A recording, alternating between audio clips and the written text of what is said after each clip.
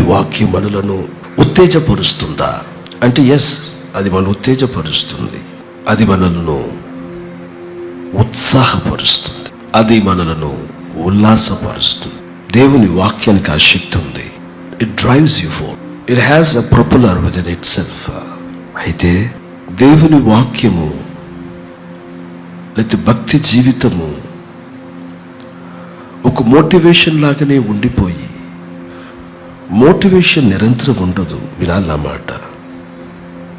ఉదాహరణకి ఒక పిల్లవాడిని ఉయ్యాలకిచ్చి ఉయ్యాల ఊపేమనుకోండి, ఆ ఉయ్యాల ముందుకు వెళ్ళి వెనుకకు వేగంగా వెళ్తుంది. ఒకసారి ఊపి విడిచిపెట్టినాక దాని ఆసిలేషన్, దాని స్వింగ్ ఏమైంది? మెల్లమెల్లగా చెప్పండి, తగ్గిపోతుంది. ఆదివారం వాక్యం విన్నప్పుడు ఉయ్యాలలు ఊపినట్టుంది. ఆ విన్నప్పుడు ఆ ఉత్తేజం, ఆ వైరాగ్యం, నేను అలా ఉండాలి, అలా ఉండాలి. విన్నాడు నా మాటలు. అసలు చాలా బాగా మన పర్ఫార్మెన్స్ ఎలా ఉంటుందంటే ఆ రోజు కానీ ఆ విన్న ఒక 2 రోజుల వరకు చాలా వైరాగ్యంగా ఉంటుంది. బట్ 3, 4, 5, 6, 7 రోజుల్లోకి వచ్చేటప్పటికి మరలా అది అణగారిపోతుంది. ఇది మోటివేషన్ అంటే ఇలా. వాక్యం అనున్నది నిన్ను మోటివేట్ చేయవచ్చు. అయితే భక్తి అనున్నది మోటివేట్ లాగా ఉండకూడదు. భక్తి అనున్నది మన జీవితంలో ఒక క్రమముగా మారాలి. దేవుని స్తోత్రం. చూడండి ఎలా మారాలి చెప్పండి. ఒక క్రమముగా మారాలి. God did not motivate the sun. He has disciplined the sun to rise on the east and to set on the west. And God has set a course of discipline to the planets. దేవుడు సూర్యుడికి ఒక క్రమాన్ని ఇచ్చాడు.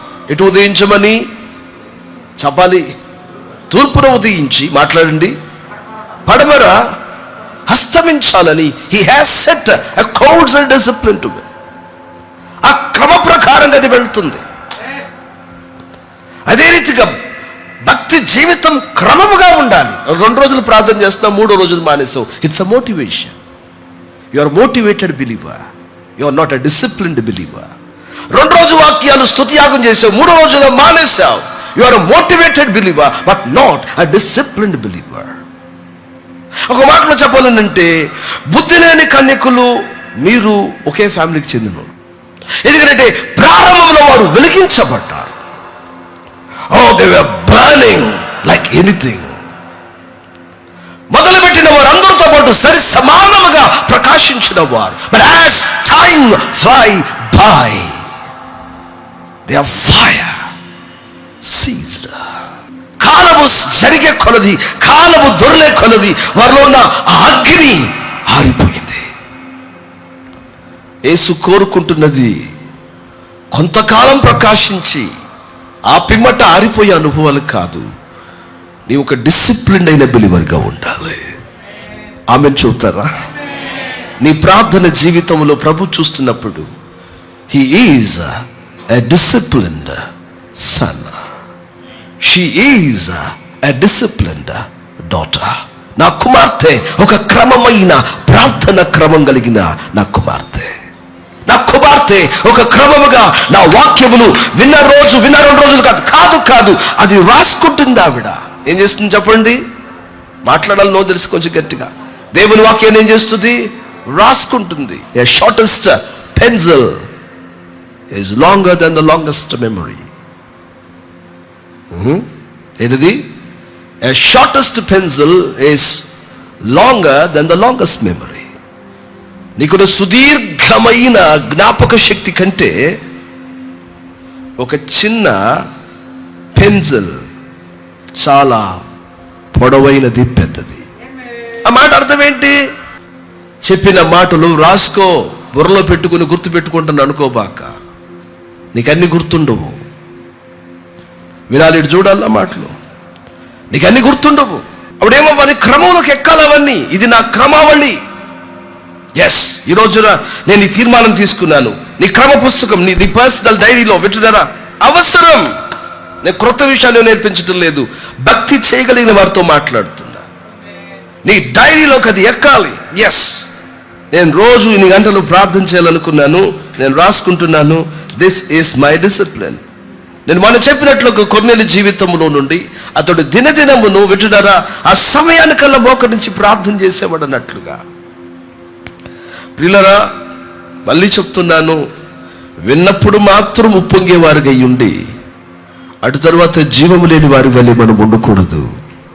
ఒక క్రమమైన భక్తి చేయగలిగిన ఒక డిసిప్లిన్డ్ బిలీవర్స్గా మనం మారాలని దేవుడు కోరుకుంటున్నాడు. స్తోత్రం చెప్పండి. హల్లెలూయా.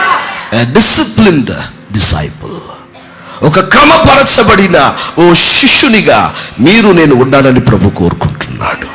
నేను స్తోత్రం చూస్తానే గట్టి చెప్పగలవా, నా జీవితంలో ఒక క్రమమైన ప్రార్థన వచ్చిందయ్యా? చెప్పగలవా, నా జీవితంలో నేను క్రమముగా దేవుని వాక్యాన్ని పాటించేవాడిగా గత కొన్ని నెలల నుంచి ఉంటున్నాను, కొన్ని సంవత్సరాల నుంచి నేను మారినయ్యా? చెప్పగలవా, క్రమముగా నేను నా దశమ భాగమును దేవుడికి ఇచ్చేవాడిగా మారినయ్యా? Disciplined tithe giver. చెప్పగలవా, నేను క్రమముగా క్రీస్తుని గురించి అన్ని చోట్ల నా ప్రవర్తన ద్వారా, నా మాట ద్వారా ప్రకటించగలిగిన ఒక క్రమమైన వ్యక్తిగా మారినయ్యా? చెప్పగలవా, నా కుటుంబములో క్రమము తప్పకుండా ఎల్లప్పుడూ కుటుంబ ప్రార్థనలు జరుగుతున్నాయ్యా? ఒక క్రమము కలిగిన ఒక శిష్యునిగా నేను ఎదుగుతున్నాను. చెప్పగలవా, క్రమము తప్పకుండా నేను ఆదివారం ఆరాధనలకు వస్తున్నానయ్యా?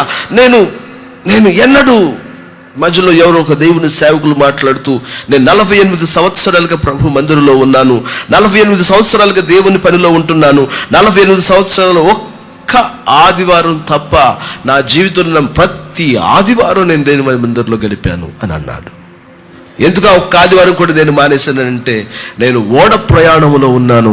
ఓడ ప్రయాణంలో నేను ప్రయాణం చేసేటప్పుడు అది కొన్ని రోజుల ప్రయాణం గనుక ఆ ఓడ ప్రయాణంలో నాకు అక్కడ మందిరం లేదు ఓడలో, అందుచేత నేను మందిరానికి వెళ్ళలేదు. లేకపోతే నేను ప్రతి ఆదివారం దేవుని మందిరంలో ఉన్నాను. యేసుకి స్తోత్రం చెప్పాలి, గట్టిగా మంచి చెప్పాలి. హల్లెలూయా. మన మందిరం మానేయడానికి వి హ్యావ్ సెవరల్ రీజన్స్. మనకి చాలా కారణాలు ఉన్నాయి. వాక్యాన్ని వినాలి శ్రద్ధగా. కనుక నా యేసయ్య మాటలు వింటున్న ప్రియమైన దేవుని పిల్లలారా, మనం ఒక క్రమమైన ఒక ఆదివారపు క్రమం. Sunday is not a weekend. Sunday weekend కాదు. సండే వారమునకు మొదటి రోజు. మాట్లాడాలి. సండే ఆదివారము వారమునకు మొదటి రోజు, ప్రథమ రోజు, ప్రథమ ఫలం ఇది. ఈ ప్రథమ ఫలం దేవునికి తీసుకురావాలి. నీ చుట్టాలింట్లో, నీ బంధువులింట్లో, వింటున్నారా, నీ యొక్క పార్టీలో, నీ సెలబ్రేషన్స్లో, నీ బిర్యానీ పొట్లాల్లో అక్కడ కాదు ఇది గడపాల్సింది. ఇది వారములో మొదటి రోజు, ఇది ప్రథమ ఫలపు రోజు. ఈ ప్రథమ ఫలం దేవుని సన్నిధికి రావాలి. బ్రదర్, చర్చికి వెళ్ళడం ఆప్షన్ కాదు. బ్రదర్, చర్చికి వెళ్ళడం ఆప్షన్ కాదు. చర్చికి వెళ్ళడం ఒకవేళ వీలైతే వెళ్ళండి అని అల్ల ప్రభు. It's a command. దేవుడు ఆజ్ఞగా ఇచ్చాడు. దేవుని స్తోత్రం చెప్పాడు కొంచెం గట్టిగా. గనుక యేసయ్య పిల్లలమైన మన లోపల వైరాగ్యం ఉండాలి. ఏమని? ఈ మొదటి రోజు నా యేసయ్యకి సొంతము. 2 చేతులెత్తి స్తోత్రం చెప్పండి గట్టి. కొన్ని నిత్యమైన ఆజ్ఞలన్నా వాటిని మనం తప్పడానికి వీలు లేదు. వాటిలో ఒక ప్రధానమైన ఆజ్ఞ, దేవుని యొక్క సన్నిధిని మనం ఎప్పటికూ మానకూడదు. ప్రతి ఆదివారం యెహోవా మందిరములో మనం కనబడాలి. దేవునికి మహిమ కలుగునుగాక అన్నాడు. ఎందుకు చెబుతున్నాను ఆ మాట? A disciplined disciple who joins the church every Sunday, ప్రతి ఆదివారం మందిరానికి వెళ్ళగలిగిన ఒక క్రమమైన విశ్వాసిగా నువ్వు ఉన్నావా? నువ్వు చెప్పే పెట్టి రీజన్స్ భలే ఉంటాయి. ఊరికి వెళ్ళాల్సి వచ్చింది అన్నా, వాళ్ళకు బాగోలేదన్నా అందుకని లేనన్నా. నువ్వు చెప్పే రీజన్స్ ఏది? దేవుని సన్నిధిని, నీ తల్లి సంఘాన్ని, దేవుడు నీకోసం నియమించిన నీ ఆత్మీయమైన కుటీరాన్ని విడిచిపెట్టి నువ్వు చెప్పే కారణాలు చూసావా? అసలు భలే ఫన్నీగా ఉంటాయి. దేవుని మందిరమును ధిక్కరించి ఒక గుంపు ఉంటూనే ఉన్నారు. నువ్వు దేవుని గణపరచినప్పుడు దేవుడు నిన్ను గణపరుస్తాడని కలలో కూడా ఊహించవాకు. నేను యథార్థత చెబుతున్నాను. దేవుడు ఏమన్నాడు సమూయేలుతో? నీవు నాకంటేను నీ పిల్లల్ని గణపరిచావు. దేవుని స్తోత్రం చెప్పండి గట్టి. ఈమె మీద కోపపడేటట్టు మాట్లాడుతుంది. ఆ మాటలు చూస్తే కొట్టేటట్టుంది. ఈ అమ్మాయి మా పాప. ఈ అమ్మాయి ఎవరు? మా పాప. ఆమె గురించి 2 మాటలను కొట్టేటట్టుంది. ఆమె కొట్టకముందే నేను కొట్టేశా. ఈమె కొట్టిద్దా ఇప్పుడు? మాట్లాడాలి కొంచెం గట్టిగా. ఈమె కొట్టక మునిపే ఆ మాట్లాడేటోడిని కొట్టేటట్టు నేనే వెళ్ళిపోయి ఏం చేశాను? టపాటపు 2 చంప మీద 2 కొట్టేశా. ఈమె కొట్టిద్దా కొట్టదా? నేను కనుక కొట్టకపోతే కొట్టేది. దేవుని స్తోత్రం చెప్పు గట్టి. మంచి చెప్పు హల్లెలూయా. దేవుడు కొట్టక మునిపే దేవుడు సేవకుడు కొట్టడం నీకు మంచిది అనుకుంటున్నాను నేను. సరిగ్గా చెప్పు హల్లెలూయా. కొన్ని సందర్భాల్లో దేవుడు సేవకుడు కొడితే సార్ ఇంక నేను కొట్టలేను అని ఆగిపోతాడు. మీకు అర్థమైందో లేదో. మరి ఏలి తన కుమారుల విషయాలలో అమ్మాయిల విషయంలో తప్పు చేస్తేనే అన్నాడు. వెంటనే దేవుడు ఓకే ఇతను గద్దించేశాడుగా, ఓకే పర్లేదులే అనుకున్నాడు. ఏ విషయంలో ఏలి వదిలేశాడు? బలికి తెచ్చి బలిపీఠం మీద పెట్టి కొంత సమయం తర్వాత మీరు తీసుకోవచ్చు అన్నప్పుడు తీసుకుని తినాలి. పిల్లలు ఏం చేశారంటే ముందే రావడం, పిల్లలంటే పిల్లలు కాదు పెళ్ళైనోళ్లే, ముందే రావడం, మంచి మాంసం ముక్కలు తీసుకుని వెళ్ళిపోయి వాళ్ళు వండుకుని వాళ్ళు తింటాం. ఆ పని చేశారు. ఆ విషయంలో ఏలి ఏమల్లా. అదిగో ఏలి ఏమన్నది కాబట్టి ఆ విషయంలో ప్రభు పట్టుకున్నాడు. అదిగో నాకంటే నీ పిల్లల్ని ఎక్కువగా నువ్వు గణపరిచావు అన్నాడు. అక్కడ ఏమన్నాడు? నాకంటే నీవు నీ కుమారులను నువ్వు గొప్ప చేసావు, గణపరిచావు. నాకంటే నువ్వు నీ పిల్లలు గొప్ప చేశావు. అలాంటి ఎన్ని చేస్తున్నాం మనం? పిల్లల కోసం మందిరం మానేసేవాళ్ళు, డబ్బు కోసం మందిరాలు మానేసేవాళ్ళు. నేను మళ్ళీ చెబుతున్నాను, మీరు ఆప్షనల్ అనుకుంటున్నారేమో. ఇది ఆప్షనల్ కాదు. మందిరానికి రాకుండా ఉంటాం ఏముందలే అనుకుంటున్నావేమో. నేను మళ్ళీ చెబుతున్నాను, దీని యొక్క విలువ, దీని యొక్క మందిరానికి మానేసిన సీరియస్నెస్ రేపు ఒక్కవేళ గనక ప్రభు రాకడలో నీకు అర్థం అవ్వచ్చు. మందిరానికి రాకుండా ఉన్న సీరియస్నెస్ ఒక్కవేళ నువ్వు స్లిప్ అయి పరలోకానికి వచ్చినా అక్కడ కూడా నీకు అర్థమైద్ది. నేను మందిరానికి వెళ్ళకపోవడం వలన ఎంత కోల్పోయి నేను ఇప్పుడు ఏ స్థితిలో ఉన్నాననేది కూడా నీకు అర్థమవుతుంది. It's a command. దేవుని స్తోత్రం చెప్పాలి గట్టి. మీ పిల్లోడు సాయంకాలం 10 అయినా ఇంటికి రాలేదు, అది ఎక్కడో తిరిగిద్దులే, తిరిగి వచ్చిద్దులే గాడిది అనుకుంటావా? మాట్లాడాలి. మనసు పరితపించదా? మనసు వారి కొరకు ఘోషించదా? వారి విషయంలో బాధ రాదా? నా మాట వినాలి. నా యేసయ్య మాటలు వింటున్నా వాళ్ళారా? మీ అందరికీ దేవుని ప్రేమతో చెబుతున్నాను, దేవుని మందిరమును హృదయపూర్వకంగా ప్రేమిస్తూ ఆదివారపు ఆరాధనను అలక్ష్యము చేయని వారిగా మనం మారాలి. దేవుని స్తోత్రం చెప్పండి గట్టి, హుషారుగా చెప్పాలి. హల్లెలూయా. మందిరం కొరకు ఏడ్చి ఒక రోజు వస్తుంది నీకు, అయ్యో దేవుని మందిరానికి నేను వెళ్తే బాగుండు. అందుకనే కాళ్ళల్లో బలం ఉన్నప్పుడు, నడువులో శక్తి ఉన్నప్పుడు పరిగెత్తు మందిరానికి. ఒకసారి గవర్నమెంట్ హాస్పిటల్కి వెళ్ళరా, యాక్సిడెంట్ అండ్ ట్రామా వార్డ్కి వెళ్ళరా. ఎంతమంది ఎలాంటి స్థితిలో ఉన్నారో చూడు. యేసు నీకు ఎంత ఆరోగ్యాన్ని ఇచ్చాడు, ఎంత కృపతో కాపాడుతున్నాడు. దేవుని మందిరం, దేవుని ఘనహీనపరచవద్దు, దేవుని అవమానపరచవద్దు. అందుకనే మందిరాలలో కొన్ని సందర్భాలలో వింటున్నారా, నేను 4 సురకలేస్తా ఉంటాను అందరినీ. ఎందుకనంటే మనం కొడితే ఆయన కొట్టాల్సిన పని లేదు కదా అని. నేను కొట్టానని కొంతమంది దేవుడు జాలిమయుడు, మంచిదే ఆయన జాలిమయుడు, నేనే కోపమయుడు అనుకో కూసేపు. బట్ నేను కొట్టింది ఆయన నిన్ను కొట్టకుండా ఉంటాడు. మోషే ఏం చేశాడు? పలకలు తెచ్చి వాళ్ళ మీద ఒక్కసారి ఇసిరాడు. వినాలి నా మాట. ఆయన ఇసిరాడు కాబట్టి సరిపోయింది. ఆయన ఇసురుంటే స్తోత్రం ఎవరు? అందుకని కొన్ని సందర్భాలలో దైవజనులు మన కొట్టుట మనకు తైలాభిషేకం. దేవుని స్తోత్రం కలుగు. మన గద్దించుట మనకు బుద్ధి అని అంటే నువ్వు దానికి కురింగిపోకూడదు. వెంటనే పశ్చాత్తాపడాలి. ఏం మాట్లాడుకుంటున్నాం? ఆ డిసిప్లిన్, ఒక క్రమము కలిగిన భక్తిపరులుగా మనం మారాలి ఇస్తున్నాము. వాక్యం విన్నప్పుడు ఊపు కాదు, వాక్యం విన్నప్పుడే ఆ ఉత్తేజము కాదు, ఆ కాసేపే ఆ వైరాగ్యము కాదు. Lord, give me the grace that I can be a disciplined disciple. స్తోత్రం చెప్పడం మంచిగా. చూడండి, ఇక్కడ ఉన్న ఎంతమంది డిసిప్లిన్లో ఉన్నారో చేతులు ఎత్తండి. నేను అనను, ఆ బాధ్యతను మీకు తెలుసు. మీరెంతమంది క్రమమైన ప్రార్థన, క్రమమైన వాక్యాన్ని, క్రమంగా వాక్యం చదవడం, అందరినీ కలిపి చూస్తున్నాను. డైలీ నేను బైబిల్ చదువుతాను. క్రమముగా ప్రార్థన చదవడం, వాక్యాన్ని చదవడం. నీ భర్త చదువుతాడు నీ సోకు, నీ భార్య చెప్పిద్ది నీ భక్తి ఎలా ఉందో. రోజు నా భర్త ఇలా ప్రార్థన చేసి క్రమమైన ప్రార్థన పరుడు, క్రమమైన వాక్య చదువరి అతడు, క్రమముగా కుటుంబాన్ని ఎలా నడిపించాలో చూడగలరు. He is a discipline man. నిజంగా చెబుతున్నాను నాన్న, డిసిప్లిన్ అనేది కనుక మన ఇళ్లలో రాగలిగితే డబ్బులు కూడా చాలా వరకు ఆదా అవుతాయి నాన్న. డిసిప్లిన్ వస్తే కరెంటు బిల్లు కూడా తగ్గిద్ది నాన్న. మాట్లాడాడు కొంచెం చూసి మాట్లాడండి. యథార్థ డిసిప్లిన్ అనేది వస్తే పద్దాగా షాపింగ్ చేయవు నాన్న. నువ్వు అటు చూస్తారేంటండి, ఆమె చెప్పండి. క్రమం రా, ప్రతి దానిలో ఒక క్రమం ఉండాల్సిన.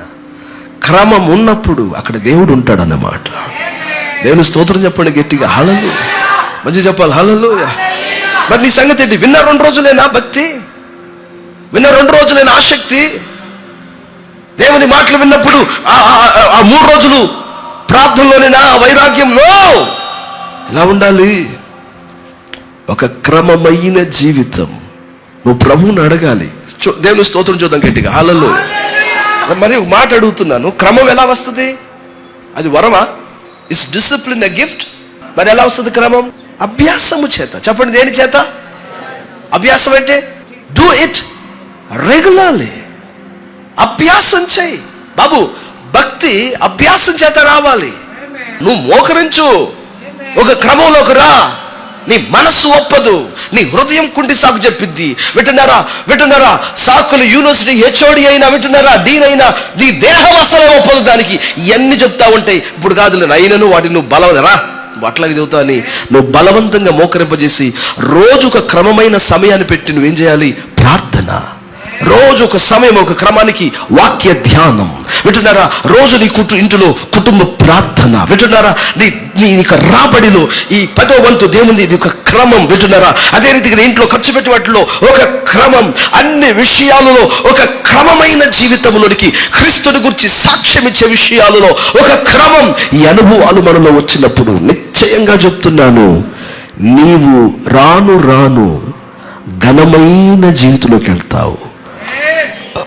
అన్యజనులు కూడా నీవు యెహోవా చేత ఆశీర్వదించబడ్డావని అందరూ చూస్తారన్న. మళ్ళీ చెబుతున్నా నాన్న, భక్తి అలా ఫ్రీగా వచ్చేది కాదు నాన్న. రక్షణ ఫ్రీ కానీ భక్తి చెప్పండి ఫ్రీ కాదు. మళ్ళీ చెబుతున్నాను, రక్షణ ఉచితమే. అయితే భక్తి చేయాలనంటే అభ్యాసం చేయాలి. You must exercise. దేవుని స్తోత్రం చెప్పాలి కొంచెం గట్టిగా, మంచి చెప్పాలి. హల్లెలూయా. అప్పుడు అది లేనప్పుడు అది తెచ్చుకోండి. మళ్ళీ చెబుతున్నాను, పరలోక రాజ్యము భక్తి పరులకే. మళ్ళీ చెప్పాలనుకుంటున్నాను, పరలోక రాజ్యం ఎవరికి చెప్పండి? భక్తి పరులకే. భక్తి చేసేవాడికే, నామకార్థులకు కానే కాదు. సత్యాన్ని గుర్తించాలి. లోకముతో పాపముతో రాజీ పడేవారికి అసలే కాదు అనే సత్యాన్ని గుర్తించాలి. భక్తి పరులకే పరలోకం. దేవుని స్తోత్రం కలుగునుగాక. మంచి చెప్పాలి. హల్లెలూయా.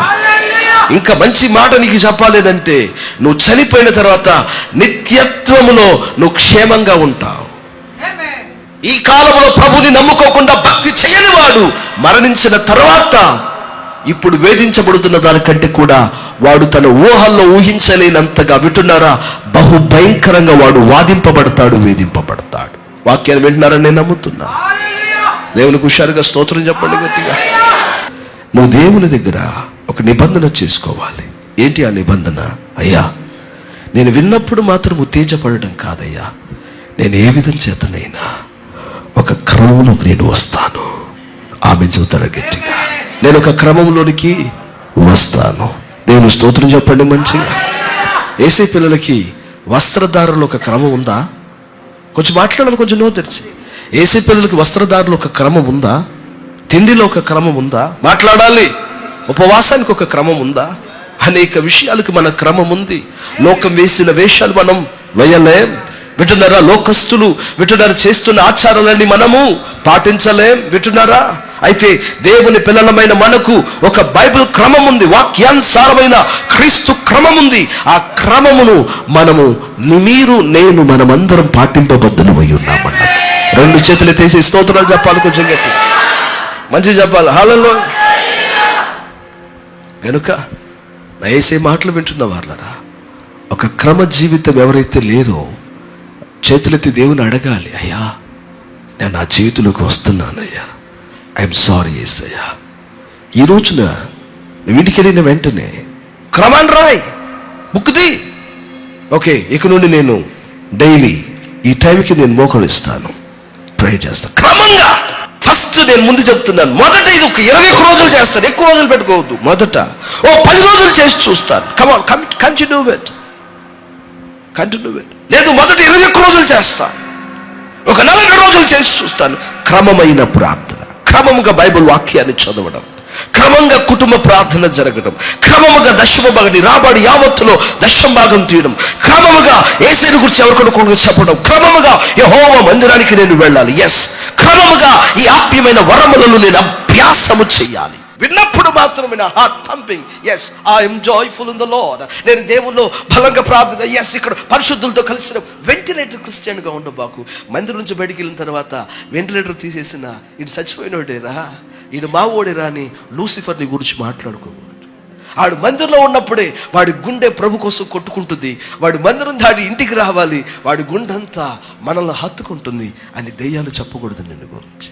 మాట మారలా, ఇంకా మాట మారలా, జీవన నడత మారలా. దేవుడేమో మిరకల్ చేయాలి, పెద్ద పెద్ద కార్యాలు నీకు చేయాలి, నువ్వేమో ఇంత విషయం కూడా మార్చుకొని అంటున్నావు చూసావా? ఇంత భక్తికి కూడా నువ్వు రానంటున్నావు చూసావా?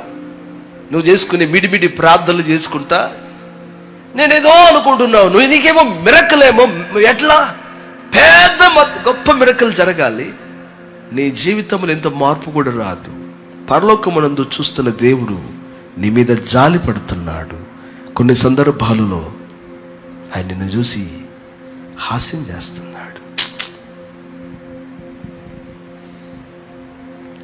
నేను పోయిన వారమే చెప్పాను, దేవుడు ఎప్పుడు చూసేది హృదయాన్ని. మన హృదయాలు మారాలి, మన హృదయాలు ఏం చేయాలి? మారాలి. చెల్లి, నువ్వు చర్చ్కి వచ్చావు చెల్లి, నువ్వు వచ్చినప్పుడు నీ హార్ట్ మారకుండా చర్చ్కి వచ్చి లాభం ఏంటి చెప్పు? నువ్వు చర్చ్కి వచ్చేదే హార్ట్ మార్చుకోవడానికి కదా. ఎస్, అప్పుడు యేసయ్య ఇక్కడ నేను కూర్చోబెట్టి వాక్యమనే వింటున్నారా, ఆ సర్జియన్స్, ఆ వైద్యుని కత్తిపెట్టి ఎక్కడ చికిత్స చేయాలి అక్కడ ఆయన చికిత్స చేస్తున్నాడు. మాటలు కొంచెం పదునుగా షార్ప్గా ఉంటాయి. మార్చుకో, హృదయాన్ని మార్చుకో. ఆ పాత కక్షలు ఇంకా గుండెల్లో పెట్టుకున్నావుగా, ఆ పాత బాధలు ఇంకా నువ్వు మనసులో ఉన్నాయిగా, అవన్నీ నీలో నుంచి ఇంకా నువ్వు పోలేదు కదా. ఇక నువ్వు పాపమును కౌగలించుకుని ఉన్నావు కదా. ఇక నువ్వు ఎవరికి తెలియకుండా పాపముతో అప్పుడప్పుడు చలకాటాలు ఆడుతున్నావు కదా. ఒక ఆదివారం మాత్రం ఒక 2 గంటలు దేవుని మందిరంలో దేవుని బిడ్డగా ఉంటున్నావు. మిగిలిన వేళల్లో నువ్వు దేవుని బిడ్డగా ఎందుకు ఉండలేకపోతున్నావు అన్నదే ప్రశ్న. అందుకని ఒక క్రమమైన భక్తి, వెంటిలేటర్ క్రిస్టియన్గా ఉండవద్దు. మందిరంతో సాకెట్ అయినప్పుడు, మందిరంతో ప్లగ్ ఇన్ అయినప్పుడు వింటున్నారా, ఓ భక్తి పరుడులాగా ఉంటాం. ఇక్కడ నుంచి అడుగు బయట పెట్టే వెంటనే you are an another kind అన్నట్టుగా ఉండవద్దు దయచేసి. We are not actors, amen. We are human doers. వింటున్నారా, మనం హ్యూమన్ డూయర్స్, మానవులుగా భక్తి చేయవారమై ఉన్నాం. దేవుని స్తోత్రం చెప్పండి గట్టిగా. మళ్ళీ యేసయ్య నీతో స్పష్టంగా చెప్తున్నాడు ఈ మాట. ఒక క్రమం నాలో రావాలి. దానికి ఏం చేయాలి? అభ్యాసములోనికి నేను రావాలి. చెప్పాలి గట్టిగా. ఇదేంలోకి రావాలి చెప్పండి, హుషారుగా చెప్పాలి, తెలిసి గట్టిగా. అభ్యాసములోనికి రావాలి. మీకు ఆకలిసినట్టు నాకు అయిదా? మీకు ఆకలిసినట్టు ఉపవాసాలు ఉంటున్న వాడికి ఆకలి అయిదా? మీకు తినాలనిపించినట్లుగా ఉపవాసం ఉన్న వాడికి తినాలనిపించదా? నీకు ఉన్నట్లుగా లోకాన్ని అనుభవించాలని ఒకడికి అనిపించదా? వాళ్ళకి అదే రకమైన శోధనలు కలగవచ్చు. అయితే కొన్నిటిని వారు పెంటతో సమానంగా ఎంచారు. ఛీ అనుకున్నారు, కొన్నిటిని విడిచిపెట్టారు. కొన్నిటిని అయితే అనుభవించదగినమైనప్పటికీ ఈ కాలమునకు మనకు తగినది కాదని వాటిని ప్రక్కన పెట్టారు. పాపమును లోకమునైతే ఛీ అని వాటిని చెత్తతో సమానంగా భావించి వాటిని విడిచిపెట్టి కొన్ని విషయాలలో దేవునికి సమీపించాలి. వింటున్నారా? దేహమా నీకంటేను నా దేవుడు నాకు ముఖ్యం. ఉపవాసం అంటే అదేగా. ఏంటిది? దేహమా నీకంటేను నాకు, నీ ఆశలు నేను అణిచి దేవునితో ఉండడానికి నేను కోరుకుంటున్నాను. నేను స్తోత్రం చెప్పగట్టిగా. నువ్వు ఎంతవరకు కోరికలు కోరితే నేను అంతవరకు చంపడానికి నేను నిర్ణయం తీసుకున్నా. చెప్పాలి గట్టిగా. నా ప్రాణమా, వయసు ఎంతనా నీకు? వయసు ఎంత? నా ప్రాణమా, చపాల్లో తెలుసు గట్టిగా. తినుము, తాగుము, సుఖించము. ఎవరితో చెబుతున్నాడు? ప్రభు పరలోకం నుంచి నవ్వుతున్నాడు. బుద్ధిహీనుడా, జబ్బు లేని బుద్ధిహీనుడా. పక్కన బ్రాకెట్లో నేను ఒక చిన్న మాట వేసుకున్నాను. ఏంటిది? జబ్బులు లేని బుద్ధిహీనుడా. ఎందుకంటే జబ్బు ఉంటే బాగా తిను, బాగా తాగని అంటాడా? ఆడు ఏ జబ్బు లేదు. వింటున్నారా? ఏసి త్వరగా రాబోతున్నాడు. మోకాళ్ళు వంగాలి. ఆమెను చెప్పాలి. యవనస్తులు, మగ పిల్లలు, మగ పురుషులందరికీ చెబుతున్నారు, నాయన నీ మోకాళ్ళు వంచి, నీ ఇంట్లో ఉన్న వాళ్ళు మోకాళ్ళు వంచడానికి ట్రై చేయి. అన్నయ్య చెప్తాడు అని అనబాకు. రేపు తీర్పు దినమున నా మాటలకి విరోధంగా నిలబడతాయి. ఖచ్చితంగా వదిలిపెట్టదండి. నువ్వు నమ్మాలి. ఆ రోజున నా వాదనే పెద్ద వాదన అయితే నీకు విరోధంగా గుర్తుపెట్టుకోవాలి. నేను కనికరంగా మాట్లాడట్లేదు. ఈ మాట ప్రస్తుతం వేదంతో మాట్లాడుతున్నా. అందుకని పదే చెప్పించుకోవద్దు. నువ్వు భక్తి చెయ్యి. నేను ఇక్కడికి వచ్చి ఏదో ఒకటి చెప్పేవాడిని కాదు. I can sense what's happening. అందుకని పరిశుద్ధాత్మ దేవుడు నిన్ను ఎరిగి ఉన్నాడు కాబట్టి నీతో మాట్లాడుతున్నాడు. దేవుని స్తోత్రం చెప్పాలి. కానీ నిన్ను కొడతా అని నిన్ను వాన్ చేస్తున్నాడు కలలో. నువ్వు ధన్యుడివి. నీ మీదకి శిక్ష వస్తుంది అని నేను వాన్ చేస్తున్నాడు. నువ్వు ధన్యురాలివి. నువ్వు తప్పులు చేస్తే నీకు ఏం వాణింగ్ వినవాడట్లా. ఏ టైంలో సస్తావో తెలియదు. మళ్ళీ చెప్తాను మాట. భయమేంటి నాకు?